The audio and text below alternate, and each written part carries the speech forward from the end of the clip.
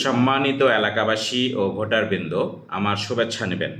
আমি ASM মোকাররবুর রহমান নাসিম, আমার Bangladesh party AB party মনোনীত জাতীয় সংসদ নির্বাচনে নাটোর 1 লালপুর বাগাতিপাড়া আসনে MP পদপ্রার্থী। আমার মার্কা বা প্রতীক ঈগল। আপনারা জানেন যে ঈগল মার্কার পক্ষে প্রচারের অংশ হিসাবে লালপুর বাগাতিপাড়ার বিভিন্ন স্থানে পোস্টার, ফেস্টুন ও বিলবোর্ড লাগানো হয়েছিল, কিন্তু কিছু দুষ্কৃতকারী ঈগল প্রতীকের জনপ্রিয়তায় ঈর্ষান্বিত হয়ে ফেস্টুন ও বিলবোর্ড ছিঁড়ে ফেলে, ভেঙে ফেলে এবং তুলে ফেলে। আমি এর তীব্র নিন্দা ও প্রতিবাদ জানাই।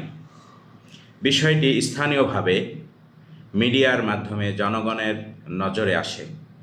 24শে জুলাই গণ অভ্যুত্থানের পর এমন কার্যকলাপ জনগণ প্রত্যাশা করেনি।